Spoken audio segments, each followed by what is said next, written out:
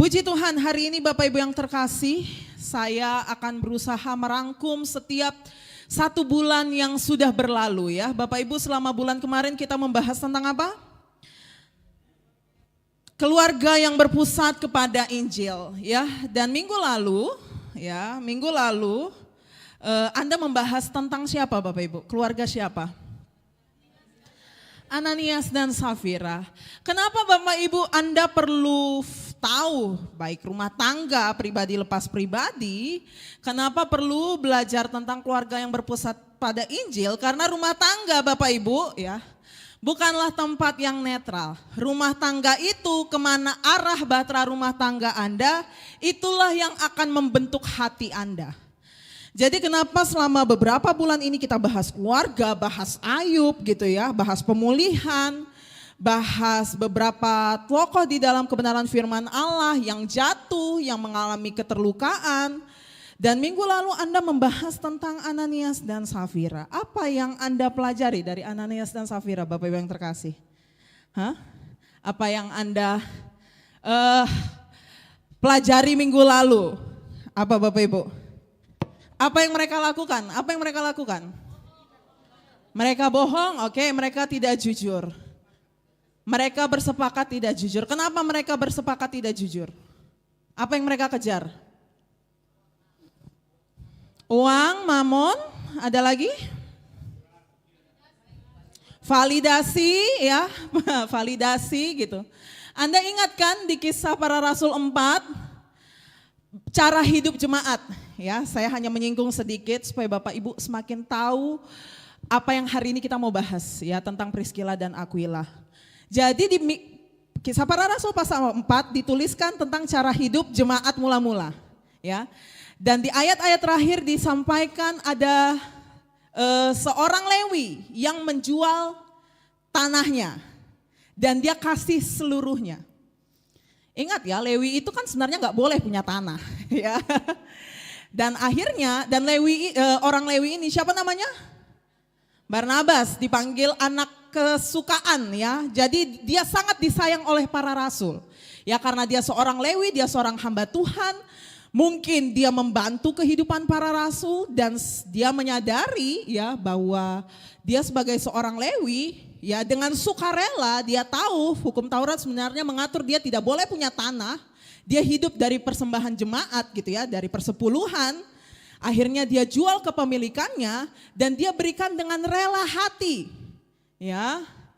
Bapak Ibu yang terkasih, dia memberikan dengan rela hati. Dia anak kesayangan para rasul, bukan karena pemberiannya gitu ya. Itu perlu dicatat ya, di garis bawahi. Terus Ananias dan Safira ini mereka ngelihat gitu ya. Wih, gitu ya. Akhirnya mereka berusaha terlihat baik gitu ya. Ecek-eceknya lah kita jual, tapi kita tahan setengah gitu ya. Apa yang mereka kejar Bapak Ibu? Mereka mengejar penerimaan, pujian, rasa sayang dari para rasul gitu ya. Mereka bersepakat. Rasul katakan, bukankah itu milikmu? Kalaupun kamu jual itu kan juga punya milikmu. Jadi saat memberi itu bukan dengan keterpaksaan, bukan supaya cari puji diri gitu ya. Kemarin saya katakan kepada Bapak Ibu yang hadir di doa puasa, Anda tidak perlu mencari validasi dari saya gitu ya. Tetapi bagaimana Anda memberi dengan penuh sukacita, dengan kerelaan hati. Kenapa mereka bisa bohong? Kenapa mereka bisa bohong? Itu hanya depan-depannya saja Bapak Ibu, berbohong, mencari validasi, tetapi yang disasar Bapak Ibu ya kan hatinya nggak beres gitu ya. Selagi-lagi Bapak Ibu tidak pernah berhenti dong 4 ini mengkhotbahkan sasar hatimu. Kenapa engkau menabur? Apa yang akan engkau kejar dari taburan itu? Apakah engkau memberikan dengan kerelaan hati? Atau kenapa engkau tidak menabur karena takut miskin? Kita memberi dan tidak memberi gitu ya. Segala sesuatu yang engkau lakukan atau engkau pilih untuk tidak lakukan, sasarlah hatimu. Periksa hatimu. Kenapa? Karena ingat yang paling menyasar. Kenapa mereka perlu kejar validasi? Kenapa mereka harus perlu berbohong? Ya, kenapa mereka perlu bersepakat untuk berbohong? Karena mereka berusaha mencari kemuliaan. Lihat ya.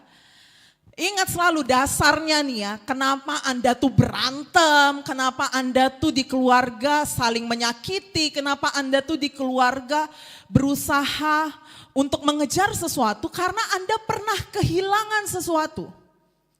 Dan apa yang kita kehilangan? Rasul Paulus katakan, karena semua orang telah berbuat dosa dan telah kehilangan kemuliaan Allah. Saat Tuhan menciptakan kita itu baik, menurut gambar dan rupa, tapi karena dosa, kemuliaan Allah itu hilang daripada kita. Dan kita tahu ada yang kosong, apa ya?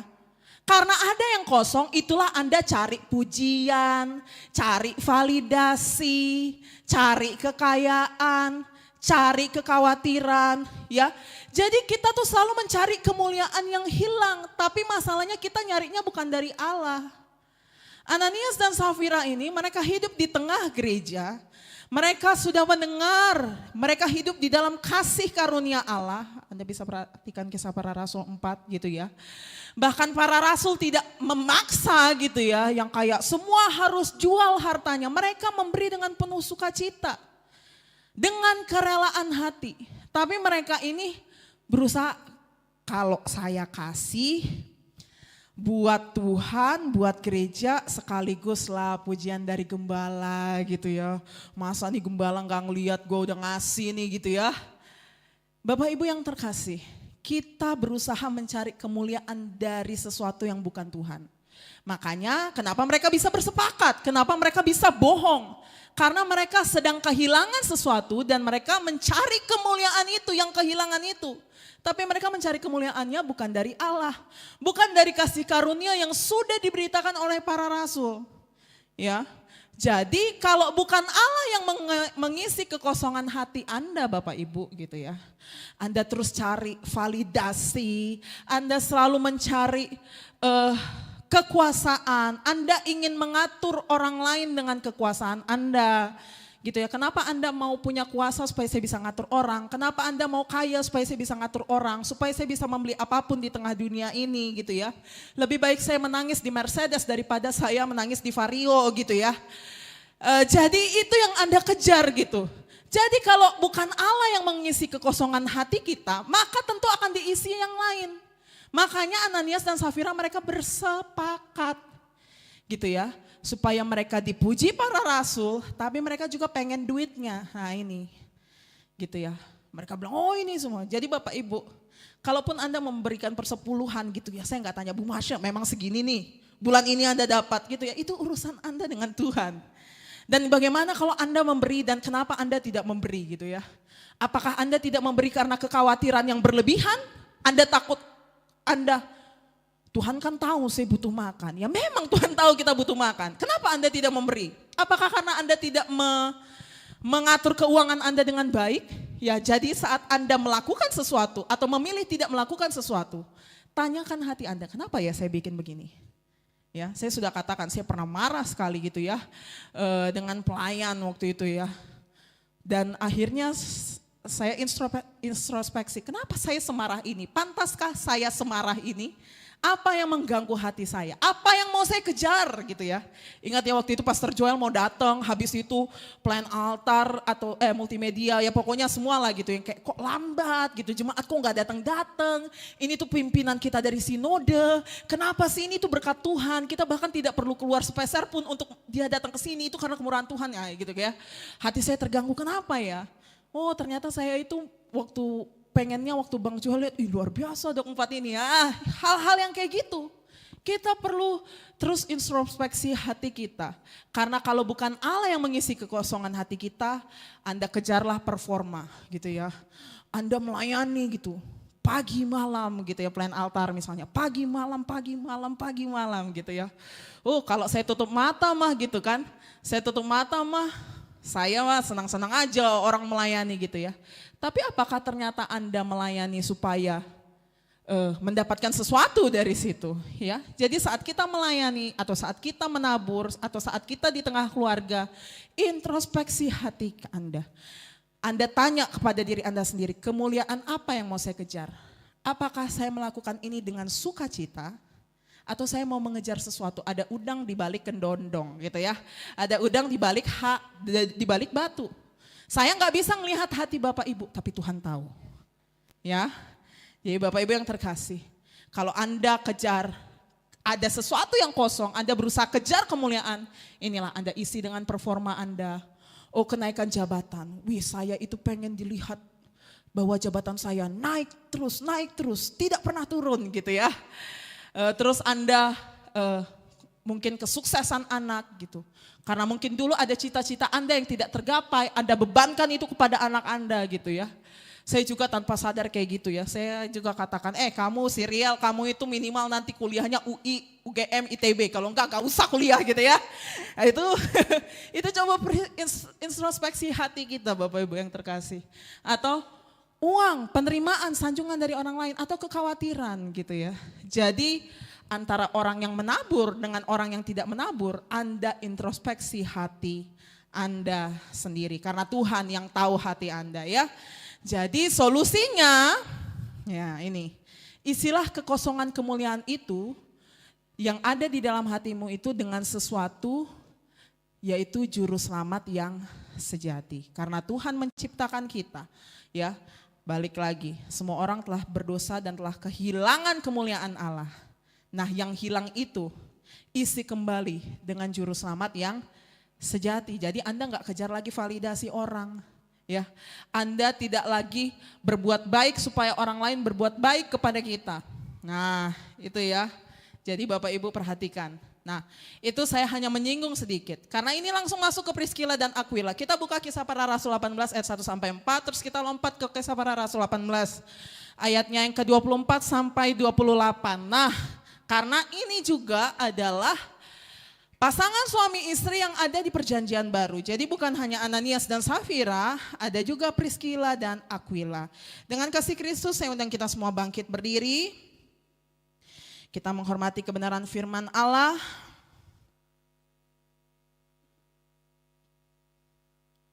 Kisah Para Rasul 18, ya, ayatnya yang ke-1 sampai ayatnya yang ke-4. Terus kita lompat lagi nanti ya. Tolong multimedia nanti agak cepat. Kita baca inilah firman Allah 1, 2, 3. Kemudian Paulus meninggalkan Athena lalu pergi ke Korintus. Di Korintus ia berjumpa dengan seorang Yahudi bernama Aquila yang berasal dari Pontus. Ia baru datang dari Italia dengan Priskila istrinya karena Kaisar Claudius telah memerintahkan supaya semua orang Yahudi meninggalkan Roma. Paulus singgah ke rumah mereka. Dan karena mereka melakukan pekerjaan yang sama, ia tinggal bersama-sama dengan mereka. Mereka bekerja bersama-sama karena mereka sama-sama tukang kemah. Dan setiap hari Sabat, Paulus berbicara dalam rumah ibadat dan berusaha meyakinkan orang-orang Yahudi dan orang-orang Yunani. Kita lompat ke ayat 24 sampai 28. 1, 2, 3. Sementara itu datanglah ke Efesus seorang Yahudi bernama Apolos yang berasal dari Alexandria. Ia seorang yang fasih berbicara dan sangat mahir dalam soal-soal kitab suci. Ia telah menerima pengajaran dalam jalan Tuhan. Dengan bersemangat ia berbicara dan dengan teliti ia mengajar tentang Yesus, tetapi ia hanya mengetahui baptisan Yohanes. Ia mulai mengajar dengan berani di rumah ibadat. Tetapi setelah Priskila dan Aquila mendengarnya, mereka membawa dia ke rumah mereka dan dengan teliti menjelaskan kepadanya jalan Allah. Karena Apolos ingin menyeberang ke Akaya, saudara-saudara di Efesus mengirim surat kepada murid-murid di situ supaya mereka menyambut dia. Setibanya di Akaya, maka ia oleh kasih karunia Allah menjadi seorang yang sangat berguna bagi orang-orang yang percaya. Sebab dengan tak jemu-jemunya ia membantah orang-orang Yahudi di muka umum dan membuktikan dari kitab suci bahwa Yesus adalah Mesias. Amin, silakan duduk jemaat yang terkasih. Dikatakan kita berbahagia yang membaca, merenungkan, terlebih melakukan kebenaran firman Allah dalam kehidupan kita sehari-hari. Puji Tuhan Bapak Ibu yang terkasih, mungkin Anda sering mendengarkan nama Priscilla dan Aquila. Sekitar 6 kali memang disinggung di dalam perjanjian baru ya. Jadi mereka adalah jemaat mula-mula, anggota jemaat mula-mula Bapak Ibu yang terkasih. Bapak Ibu fokus ya, fokus ya dengan pikiran dan fokus yang penuh karena hari ini kita berusaha rangkum semuanya ya. Yang bisa kita rangkum sepanjang bulan yang kemarin. Jadi Bapak Ibu yang terkasih, dalam pembacaan tadi Anda harus tahu pertama siapa itu Priscilla dan Aquila. Mereka ini orang Yahudi, katakan orang Yahudi. Ya, kalau mereka orang Yahudi dan mereka adalah seorang Kristen, berarti mereka menerima Yesus, bahwa mereka percaya bahwa Yesuslah Mesias yang dinantikan oleh orang Yahudi. Ya, ingat bahwa orang Yahudi itu paling susah, pokoknya paling bebal lah, memang dari bawaan nenek moyang gitu ya. Paling bebal dan paling sulit percaya. Dan mereka ini adalah orang Yahudi ya. Kemudian mereka itu tadinya tinggalnya di Roma. Nah, di Roma itu ada perseteruan antara orang Yahudi, sehingga keluarlah dekret dari Kaisar Claudius, semua orang Yahudi keluar dari Roma. Ya, Anda bayangkan itu ya. Jadi bagaimana Anda sudah berbisnis di satu kota, Anda menetap di satu kota, karena keadaan politik Anda diusir dari rumah Anda. Menurut Anda ini pergumulan atau enggak? Pergumulan ya. Karena apa yang terancam? Rumah mereka, usaha mereka. Ingat ya, mereka ini pengusaha. Ya, pengusaha. Pengusaha adalah orang yang mencari keamanan untuk menginvestasikan atau mengerjakan sesuatu gitu ya. Jadi kalau hari-hari ini dikatakan, waduh ekonomi Indonesia ini lagi carut marut. Investor semua tarik dana gitu ya. Karena pengusaha merasa tidak aman gitu ya. Dan dalam hal ini mereka benar-benar diusir. Ya, tidak boleh tinggal di Roma gitu. Karena mereka adalah seorang Yahudi. Akhirnya mereka dengan terpaksa pindah ke Korintus. Jadi Anda bayangkan rumah mereka, usaha mereka, keamanan mereka terancam, masa depan mereka jadi nggak pasti, lingkungan mereka yang mereka kenal mereka harus beradaptasi ulang. Jadi Bapak Ibu yang terkasih, rumah tangga Priscilla dan Aquila bukan tanpa pergumulan. Jadi kalau Anda baca Alkitab gitu, Priscilla dan Aquila, mereka rekan-rekanku gitu ya. Kayaknya tuh kayak, wah mantep nih keluarga. Tapi mereka pun tidak luput dari pergumulan. Ya, mereka tidak luput dari pergumulan. Akhirnya mereka diusir dari rumah mereka sendiri, mereka terpaksa harus pindah ke Korintus. Lagi-lagi saya meminta Bapak Ibu renungkan. Kalau ada pergumulan dalam pribadimu, apakah engkau anak-anak muda, apakah Anda seorang suami, seorang istri, ada sesuatu ketidaknyamanan yang Anda hadapi, apakah itu membuat Anda memberontak kepada Allah? Karena lagi-lagi, kalau tidak sesuai dengan keinginan kita suka memberontak. Sama seperti Ayub.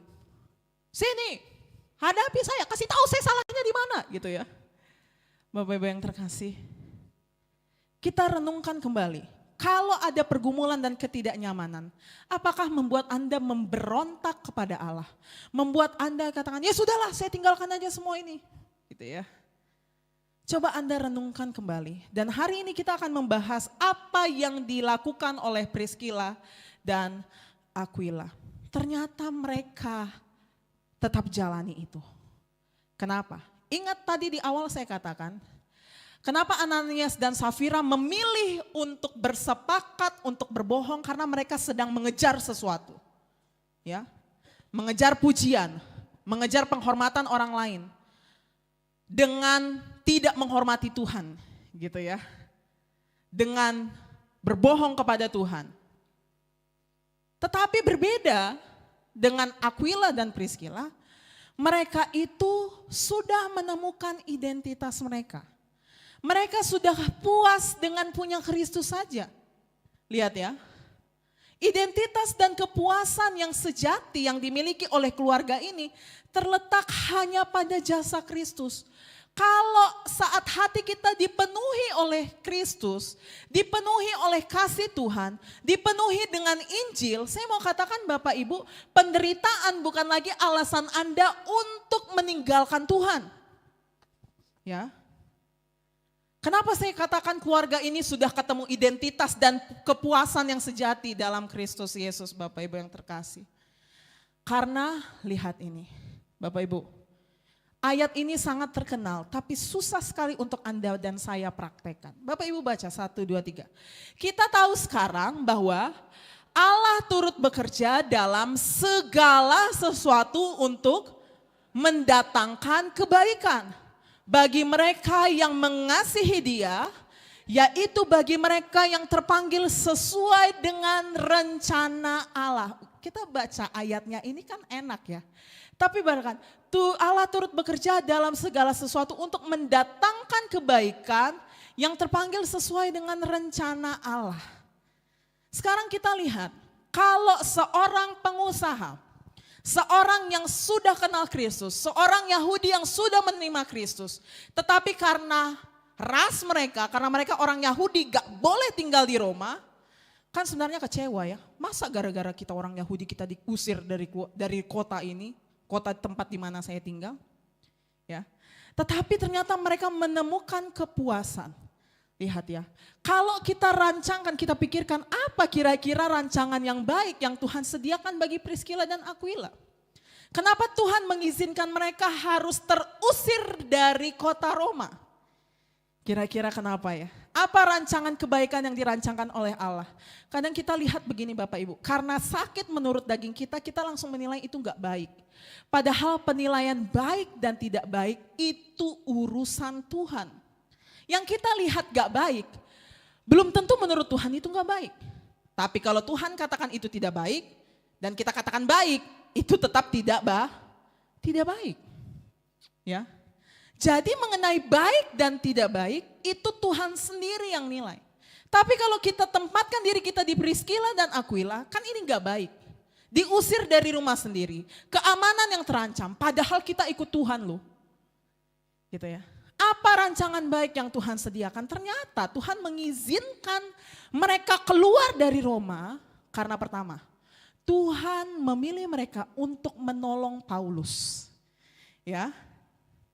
Kalau Bapak Ibu baca pasal sebelumnya, Paulus itu baru saja mengalami kerusuhan di Tesalonika. Karena apa? Karena pemberitaan Injil.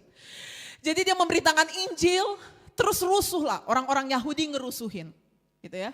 Kemudian Paulus juga baru mengalami gangguan penginjilan di Berea. Ada yang menerima tetapi orang Yahudi lagi ngerusuh gitu. Ya. Sehingga Paulus harus pergi lagi. Kemudian dia juga tiba di Athena gitu ya. Athena ini Bapak Ibu ada yang baru nonton Odysseus kah? Gitu ya. Yang itu loh mitologi Yunani gitu ya. Dia datang ke Athena. Dia lihat patung-patung dewa-dewi di sana, ya tentu berarti mereka menyembah Dewi Athena gitu ya. Terus dia memberitakan Injil, tahu apa reaksi orang-orang di Athena saat mendengar tentang kebangkitan Kristus? Mereka ngejek, udahlah nanti aja kau beritakan itu, nanti kami dengar itu. Ya. Jadi Bapak Ibu sebagai hamba Tuhan nih ya, kalau kita mengerjakan sesuatu, terus tampaknya kayak hasilnya kecil kah atau bahkan tidak ada hasilnya, itu cukup mengganggu mental.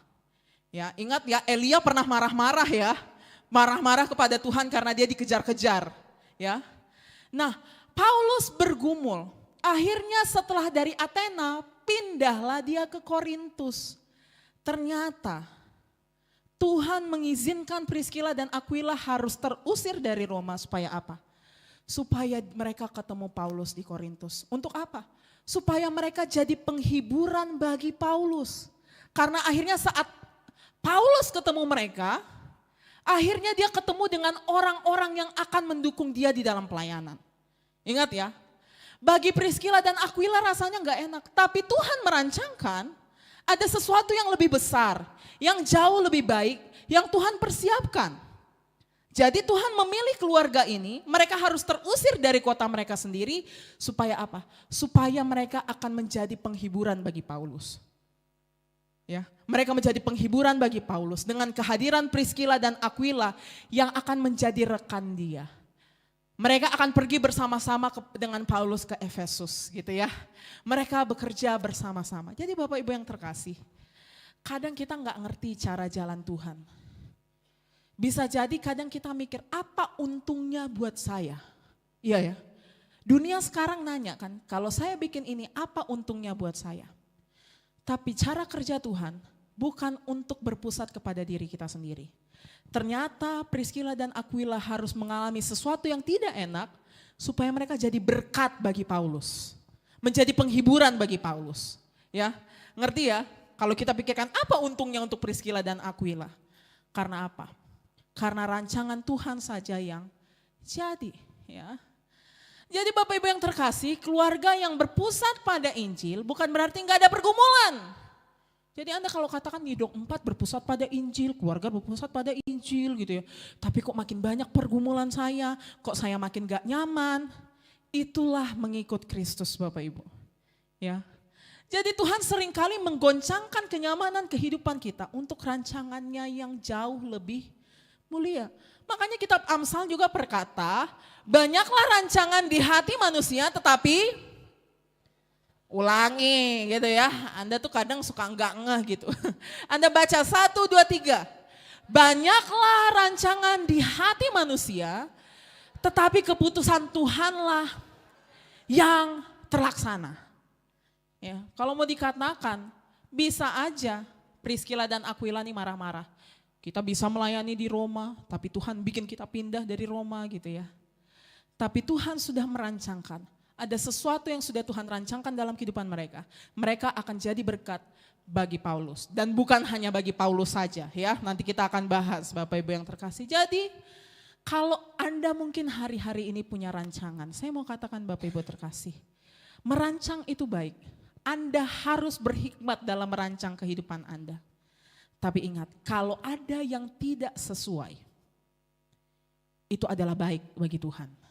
Ya, keputusan Tuhanlah yang terlaksana. Minta kepada Tuhan, Tuhan, kenapa Tuhan izinkan ini terjadi bagi saya? Saya nggak ngerti, berikan saya iman untuk percaya kepadamu. Anda punya rancangan untuk masa depan Anda, pekerjaan Anda, anak-anak Anda. Terus Tuhan goncang itu, percayalah. Tuhan bekerja dalam segala sesuatu untuk mendatangkan kebaikan. Kebaikan bukan menurut kita, menurut Tuhan, ya. Dan apa yang mereka lakukan gitu ya? Mereka enggak berpangku tangan Bapak Ibu. Nah, saya enggak mau saya katakan Anda itu jangan berpusat kepada pencapaian gitu ya. Terus Anda kira oh berarti kalau berpusat pada Injil berarti nggak perlu bekerja. Nah ini saya mau katakan, saya mau clearkan ini ya Bapak Ibu yang terkasih. Aquila dan Priscilla mereka punya kota yang baru, ya. Mereka punya kehidupan yang baru, mereka tetap bekerja. Mereka mulai lagi dari nol gitu ya. Baik lagi, kenyamanan mereka terganggu, mereka pindah ke Korintus, mereka bekerja. Tadi Anda katakan itu tadi Bu Gembala katakan mencari kemuliaan yang kosong tuh jangan dari uang gitu ya. Bukan berarti saya tuh nggak nyuruh Anda bekerja. Tidak ada pertentangan bekerja dengan mengasihi Tuhan, gini ya. Anda harus fokus di sini. Karena Anda adalah keluarga, tentu pasti semua di sini bekerja ya. Di sini anak-anak muda punya cita-cita ya. Tapi apa yang membedakan? Lihat ini, perhatikan ya. Lihat. Kisah Para Rasul 18 berkata, Bapak Ibu 1, 2, 3. Dan karena mereka melakukan pekerjaan yang sama, ia tinggal bersama-sama dengan mereka. Siapa itu yang tinggal bersama-sama dengan mereka? Paulus ya. Mereka bekerja bersama-sama karena mereka sama-sama tukang kemah. Jadi mereka pengusaha bikin tenda, bikin kemah ya. Dan setiap hari Sabat Paulus berbicara dalam rumah ibadat dan berusaha meyakinkan orang-orang Yahudi dan orang-orang Yunani. Bapak Ibu ingat khotbah saya berbulan-bulan yang lalu tentang vokasi, tentang apa yang Tuhan tetapkan bagi Anda. Anda di sini ada yang PNS, Anda di sini ada yang pengusaha, Anda ada di sini yang bekerja swasta. Berpusat pada Injil bukan berarti saya katakan, Pak berhenti kerja, yang penting Tuhan, yang penting ngeroh gitu ya. Oh ngeroh tiap hari Anda ke gereja. Bapak Ibu yang terkasih, saya mau katakan bahwa panggilan Tuhan, ya, vokasi pekerjaan Anda, panggilan Allah, pekerjaan Anda sebenarnya tidak ada pertentangan antara bekerja dengan mengasihi Tuhan. Kalau Anda punya bisnis, ya misalnya ibu kebarek punya bisnis kelapa gitu ya, kerjakan itu. Ya, ada yang jadi dokter, kerjakan itu. Anda yang mungkin kepala cabang atau PNS atau pengusaha, apapun itu, kerjakan itu. Tapi apa yang membuat Anda tetap berpusat pada Injil? Perhatikan ini ya. Injil tuh gak pernah berkata berhenti kerja gitu ya. Injil gak pernah ngomong gitu. Tapi renungkan, siapa yang menjadi tuan atas pekerjaanmu? Itu perhatikan. Kalau Anda tuh mikirnya, wah kalau karirku berhasil, pokoknya saya itu harus jadi kepala dinas di umur 40 tahun. Bisa gak kepala dinas umur 40 tahun? Saya gak tahu ya.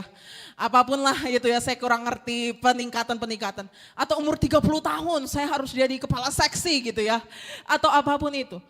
Terus Anda merasakan hidup Anda bermakna dari situ. Atau Anda pikir gini, kalau bisnisku berkembang berarti kehidupan saya aman nih 20 tahun ke depan. Atau Anda katakan, kalau anakku sukses berarti kami keluarga yang berhasil.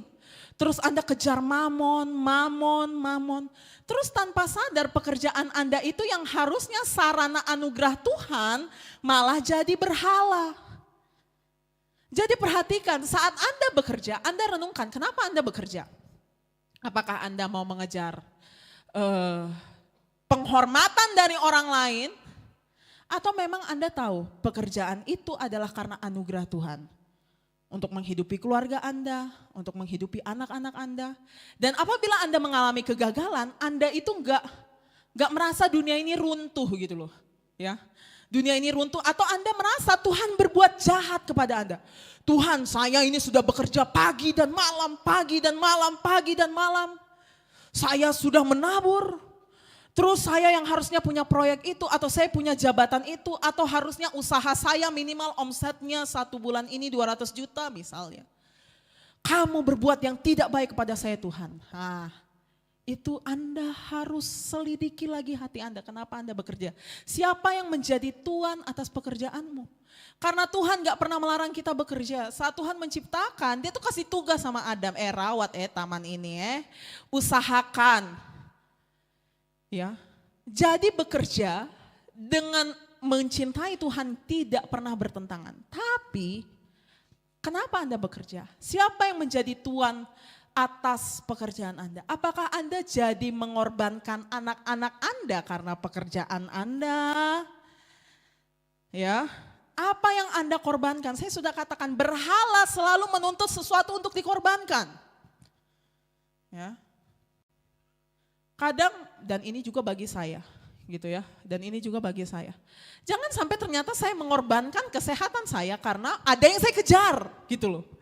Ya, Bapak Ibu yang terkasih, berhala selalu menuntut pengorbanan. Apa yang Anda korbankan untuk mencapai itu?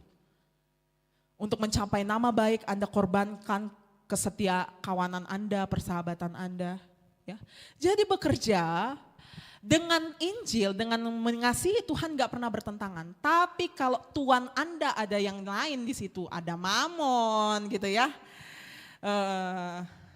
Saat Anda menabur gitu, Anda mengharapkan Tuhan balikin gitu ya.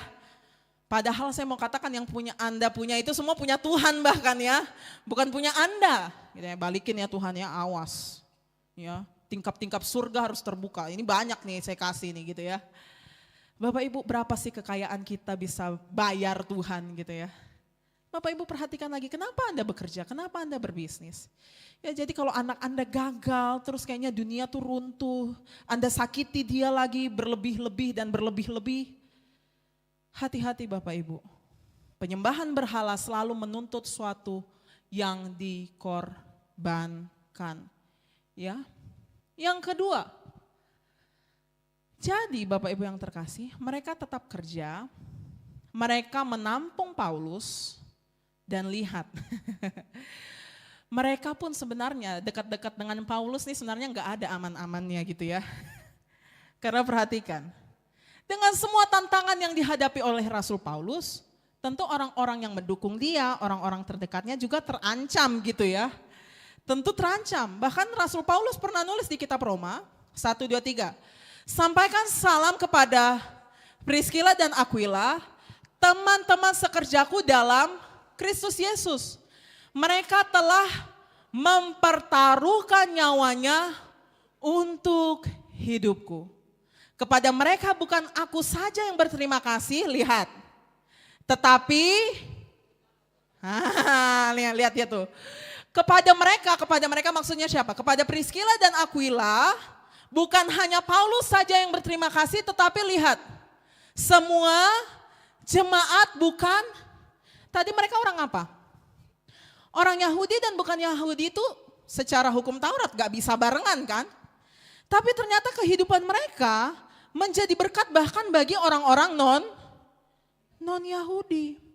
Bahkan lihat, mereka rela berkorban untuk pekerjaan Allah. Mereka bukan hanya ngasih uang nih, tetapi jiwa raga mereka. Mereka juga terancam untuk mendukung pelayanan Paulus. Anda renungkan itu di sini Bapak Ibu yang terkasih.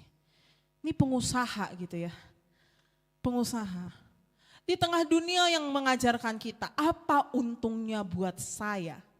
Kadang kita memberikan persembahan juga, apa untungnya untuk saya? Atau Anda saat tidak memberikan persembahan juga, apa untungnya untuk saya? Untuk apa saya kasih persembahan? Apa untungnya buat saya ya?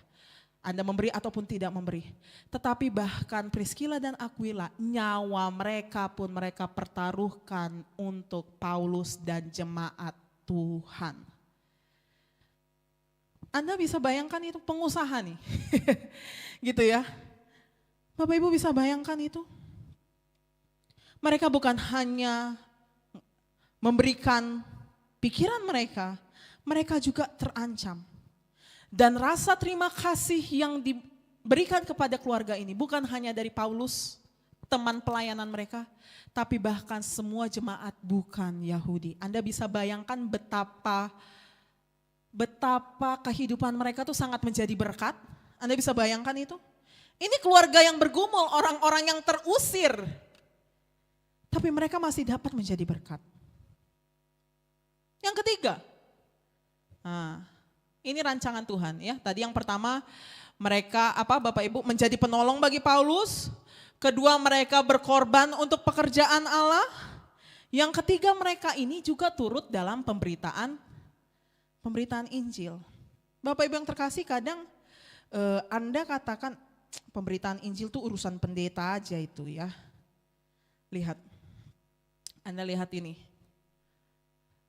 1, 2, 3. Paulus tinggal beberapa hari lagi di Korintus ya. Bapak Ibu bisa lihat lagi di Korintus dia bergumul juga ya. Tapi tadi kita nggak baca, dia bergumul juga. Jadi saya katakan Priscilla dan Aquila mereka selalu terancam hidupnya bersama-sama dengan Paulus. Tapi mereka nggak menganggap Paulus itu sebagai beban. Mereka nggak menganggap pelayanan itu sebagai beban gitu ya. Sekarang kan kita katakan gereja ini kok jadi beban bagi saya ya. Saya katakan kalau bagi Anda pelayanan di Dok 4 ini jadi beban, nggak usah. Lebih baik kita memberi dengan penuh sukacita. Nah, jadi katakan ini. Ya, Paulus tinggal beberapa hari lagi di Korintus. 1, 2, 3. Lalu ia minta diri kepada saudara-saudara di situ dan berlayar ke Syria. Sesudah ia mencukur rambutnya di Kengkrea karena ia telah bernazar. Oke, langsung lanjut. Priscilla dan Aquila menyertai dia. Ini mereka baru pindah ke Korintus. Paulus memberitakan Injil lagi, mereka temani Paulus. Ya. Lalu sampailah mereka di Efesus. Paulus meninggalkan Priscilla dan Aquila di situ. Ia sendiri masuk ke rumah ibadat dan berbicara dengan orang-orang Yahudi. Jadi Paulus ini selalu ke sana dan kemari, dia misioner ya. Dia ke sana dan kemari memberitakan Injil. Dan dia taruh Priscilla dan Aquila di Efesus. Anda tahu ya, gereja Efesus terkenal ya, terkenal. Mereka disuruh melayani di situ. Jadi mereka pun turut di dalam pemberitaan Injil. Padahal mereka pengusaha loh, orang sibuk. Kembali lagi, dunia mengajarkan kita apa untungnya bagi saya. Kalau kita lihat di sini kayaknya nggak ada untungnya Priscilla dan Aquila ini capek-capek kali ya. Kasihkan aja duit itu gitu ya. Bekalkan aja, kasih dia baju gitu ya. Kasih dia kapal, yang penting bisnis kita jalan. Kenapa kira-kira Priscilla dan Aquila ini bisa begini ya? Nanti kita akan lihat. Lanjut ya. Berikutnya. Apa yang dilakukan oleh Aquila dan Priscilla lagi. Jadi kalau ada Priska itu juga Priscilla ya. 1, 2, 3. Jemaat-jemaat di Asia mengucapkan salam kepadamu. Salam yang hangat dalam Tuhan dari Aquila dan Priska serta jemaat di rumah mereka. Mereka punya rumah dan dipakai untuk gereja. Anda bayangkan ini. Jadi ini di 3 kota berbeda, di Efesus saat Paulus tinggalkan mereka, atau saat di Roma, nanti akhirnya mereka akan balik lagi ke Roma setelah kaisar yang mengusir mereka itu mati, mereka balik lagi melayani di Roma. Kemudian di Korintus, rumah Priscilla dan Aquila selalu menjadi tempat jemaat berkumpul. Ya, kadang gini ya Bapak Ibu PKS, Pak bisa ya kita ibadah, aduh gitu ya. Bapak Ibu yang terkasih, Komsel bukan beban. Anda tidak perlu capek-capek memikirkan, aduh nanti saya harus keluar pengeluaran makan atau apapun. Yang penting bukan makan-makannya Bapak Ibu, persekutuannya. Ya, jadi kalau memang Anda nggak bisa, it's okay. Kalau Anda tergerak untuk menyediakan makan, itu baik. Kalau nggak mampu juga, gak apa-apa. Jadi tolong PKS juga berhikmat ya. Lihat-lihat juga anggotanya. Jangan sampai ternyata keluar jemaat menolak, bukan karena nolak datang ke rumah kita, tapi aduh nanti Komsel saya harus keluar lagi 500.000, ini lagi susah gitu ya. Enggak Bapak Ibu, saya enggak pernah mengeluarkan WBI kalau ibadah harus makan-makan gitu ya. Atau Komsel harus makan-makan gitu, enggak. Bukan makan-makannya yang penting ya, persekutuannya Bapak Ibu. Rumah yang terbuka untuk persekutuan. Nah ini adalah pola yang konsisten, lihat ya. Pola yang konsisten dari Priscilla dan Aquila, lihat ini. Mereka percaya rumah mereka, rumah tangga mereka bukan punya mereka sendiri, tapi juga punya Allah.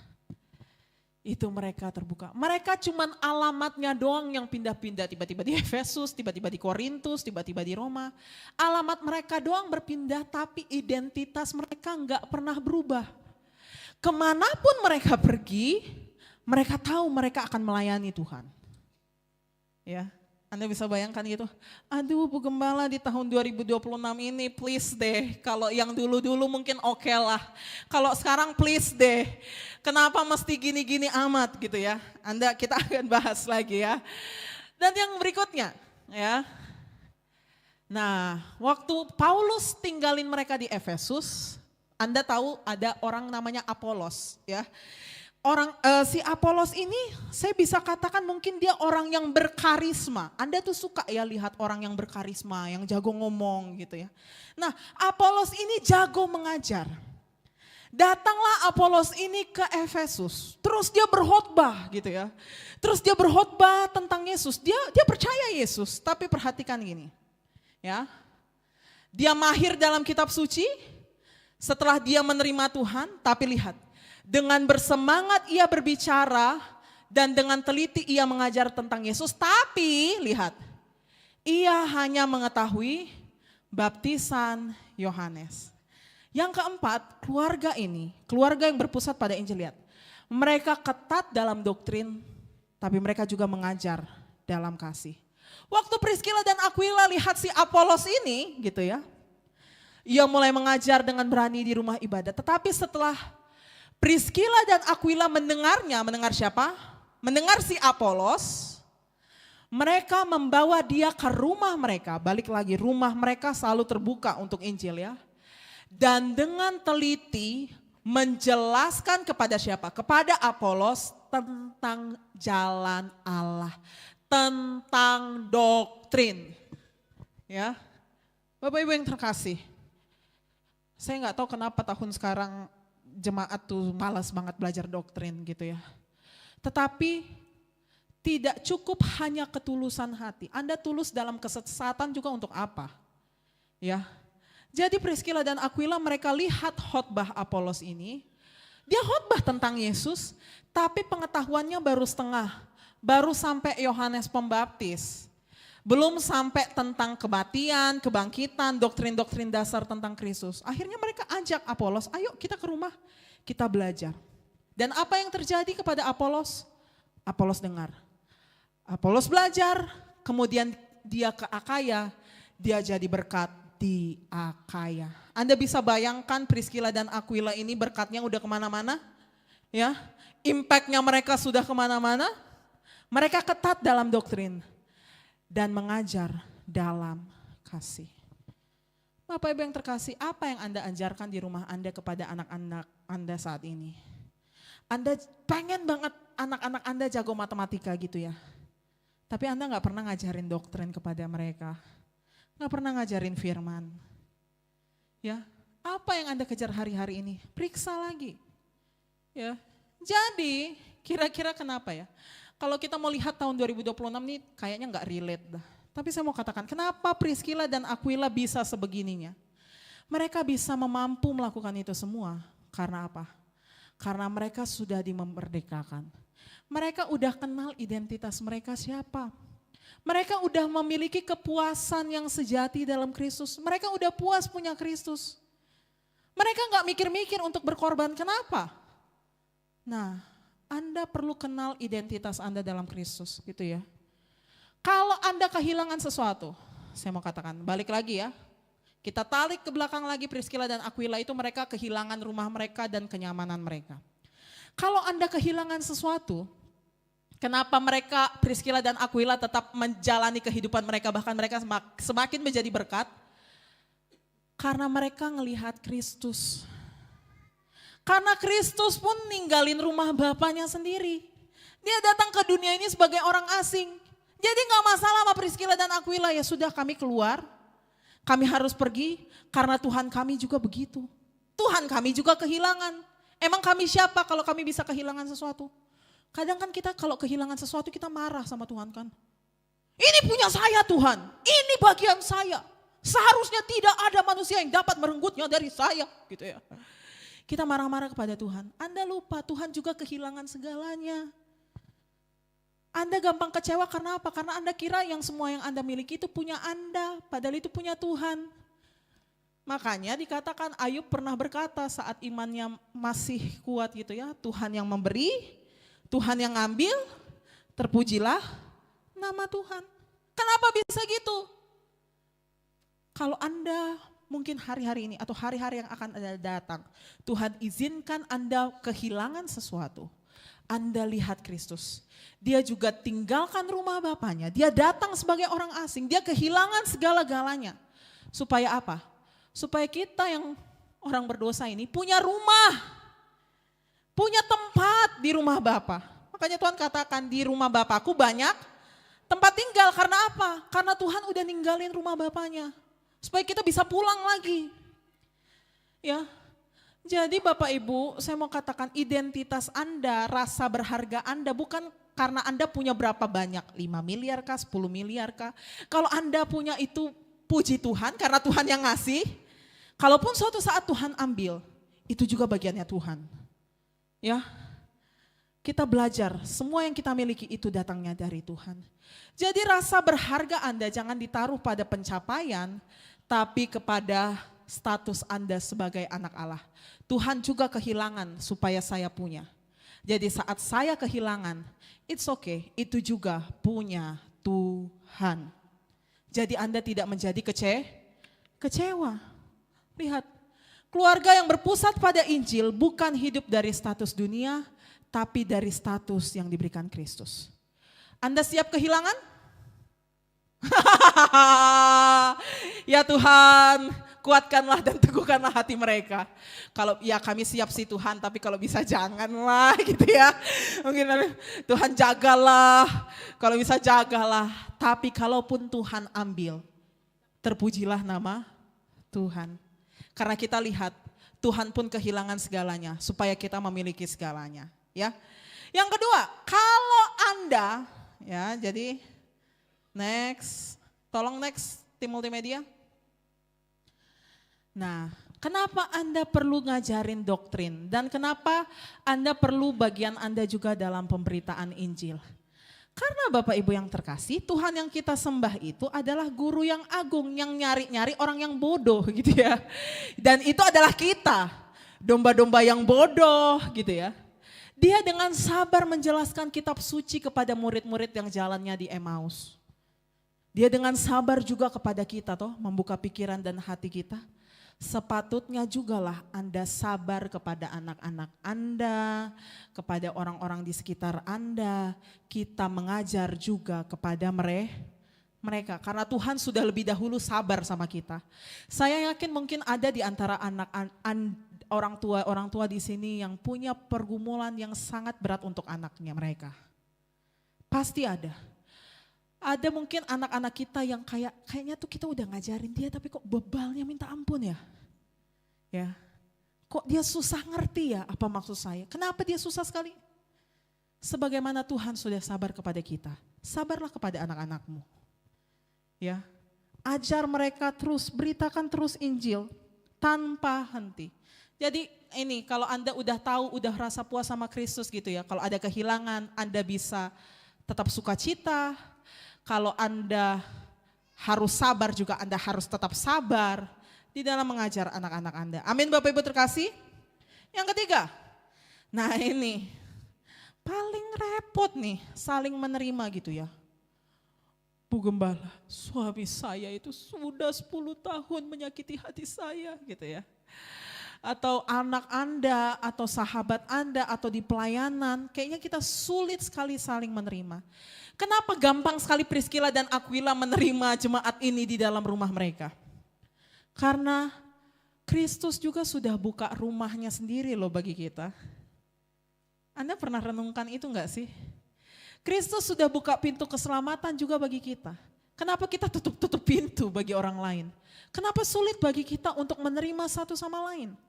Untuk mengampuni satu sama lain. Gitu ya, kepahitan. Gak suka sedikit, merasa Anda tidak dihargai, Anda kepahitannya tuh langsung sampai 20 tahun yang akan datang. Gitu ya, merasa gak dihargai. Oh gak tahu dia itu ya, saya udah bikin ini. Memang kurang ajar gitu ya. Dan kita kepahitan sama mereka. Tapi Rasul Paulus pernah ngajarkan begini. Ini juga saya tulis loh di papan depan. Saya nggak tahu Bapak Ibu perhatikan atau enggak. 1, 2, 3. Sebab itu terimalah satu akan yang lain. Sama seperti Kristus juga telah menerima kita untuk kemuliaan Allah. Tuhan aja menerima kita saat kita masih berdosa. Susah sekali kita menerima orang lain yang mungkin bersalah kepada kita. Seakan-akan kita katakan, aduh kekristenan tahun 2026 tuh udah gak relevan. Ditampar pipi kanan masuk kasih pipi kiri itu gak masuk akal gitu ya. Bodoh apa emangnya kita gitu kita katakan ya. Tetapi itulah yang Tuhan lakukan bagi kita. Kenapa Anda perlu saling menerima Bapak Ibu? Anda siap saling menerima? Senggol kiri kanannya, ayo kita saling mengampuni guys. Ya, saya Bapak Ibu yang terkasih, dok 4 ini lantai satunya hanya sepetak ini ya. Jangan sampai hanya sepetak ini gitu ya. Anda gak suka sama tuh orang, Anda belok gitu ya. Sampai 6 bulan Anda gak nyapa padahal kita cuma sepetak ini nih. Bertobatlah sebab kerajaan Allah sudah dekat. Ya, terima seorang akan yang lain ya. Jadi Bapak Ibu yang terkasih kita ini sepetak saja. Gereja kita enggak yang sampai kayak hanggar pesawat di belakang gitu ya. Pastikan Anda saling menyapa. Ya, itulah gereja, saling mengenal.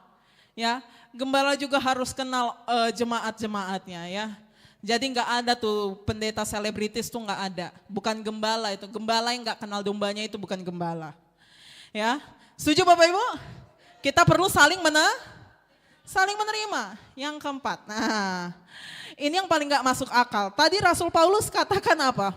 Mereka rela mempertaruhkan nyawanya untuk saya, kata Rasul Paulus. Kenapa rela mempertaruhkan nyawa? Karena mereka sudah mengenal Yesus yang juga memberikan nyawanya.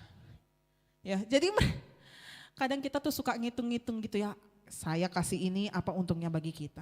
Tapi Priscilla dan Aquila mereka melihat yang jauh lebih besar daripada itu. Makanya Anda perhatikan kalau saya rindu Anda itu memiliki hati yang murah hati. Tapi saya nggak pernah mengungkit belalang pelahap, belalang pengerik, belalang pelompat.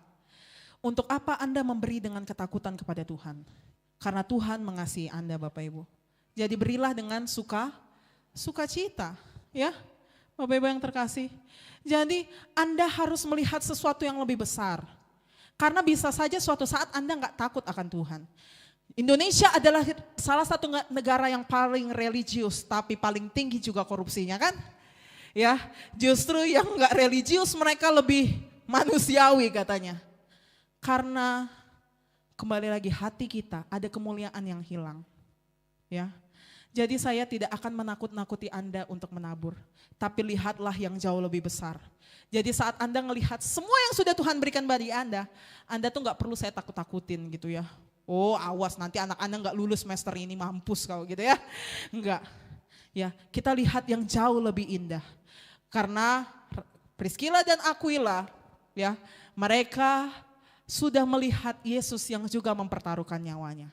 Makanya masuk akal lah saat Paulus katakan, hidup adalah Kristus, mati adalah suatu keuntungan bagi dia. Ya. Dan itu juga yang dilihat Priscilla dan Aquila. Yesus bukan hanya ngambil resiko, dia benar-benar mati Bapak Ibu, bagi engkau dan saya.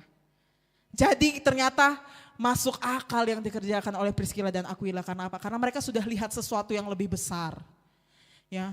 Jadi Bapak Ibu yang terkasih, ya lihat dia menyerahkan dirinya bagi kita. Di salib kita lihat kasih yang tidak hitung-hitungan gitu ya. Kita masih suka hitung-hitungan sama Tuhan. Seberapa sih yang bisa kita kasih sama Tuhan, kadang kita juga masih hitung-hitungan gitu ya. Karena kita belum mampu melihat sesuatu yang lebih besar. Ya, kenapa kita harus mengampuni? Kenapa Ibu Gembala? Dia tuh gak bertobat-bertobat. Untuk apa saya mengasihi dia? Ya kalau mau dibilang juga Tuhan masih mengasihi Anda saat ini, kelakuan Anda masih kabualan juga sampai sekarang kan. Jadi itu Bapak Ibu, kita lihat sesuatu yang lebih besar. Tidak perhitungan. Bukan supaya membayar keselamatan, Bapak Ibu perhatikan. Tapi karena keselamatan itu sudah diterima dengan cuma-cuma.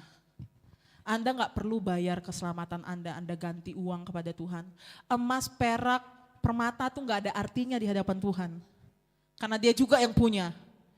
Ya, emas 74 kilo juga gak ada artinya itu di hadapan Tuhan. Ya, Bapak Gembala Ciel. Ya, emas seberat manusia nih coy gitu ya. Ya, tetapi rela mempertaruhkan nyawa. Kenapa Anda perlu memperhatikan istri Anda, sayangi istri Anda? Karena Tuhan menyayangi kita. Kenapa kita sebagai istri perlu tunduk kepada suami? Karena gereja juga tunduk kepada Tuhan. Kita lihat sesuatu yang lebih besar gitu loh. Kalau mau melihat hitamnya, duitnya, percayalah Anda akan berantem terus. Karena bukan itu yang memuaskan hati kita. Saat lihat Tuhan, saat kita disakiti berkali-kali juga kita mengampuni mereka. Amin. Jadi saya mau katakan, Anda bekerjalah. Anda mau punya rumah, berdoalah kepada Tuhan. Anda harus punya rumah gitu ya, misalnya Anda usahakan punya rumah. Atur keuangan Anda dengan baik, tapi lihat, mereka punya rumah, tapi rumah mereka dipakai untuk Injil. Mereka punya usaha, tapi usaha mereka dipakai untuk menopang pelayanan juga. Mereka punya keterampilan, mereka jago, dan mereka pakai juga untuk kemuliaan Tuhan. Jadi bayangkan ini. Saya enggak nyuruh Anda itu berhenti bekerja, semua jadi pendeta, enggak. Bekerjalah, tapi pusatnya di mana? Untuk Kristus. Supaya anak-anakmu kenal Tuhan, supaya anak-anakmu semakin dekat kepada Tuhan. Jadi mereka mengenal Kristus bukan untuk dipandang baik gitu ya. Oh supaya Paulus nih hormat kepada saya, rasul dia nih ya. Nggak tahu dia ya, bisa saya bayar dia gitu, enggak. Tetapi karena mereka sudah tahu apa yang Kristus lakukan bagi mereka. Jadi akhirnya setelah kita renungkan, kok bisa Priskila dan Aquila seperti ini?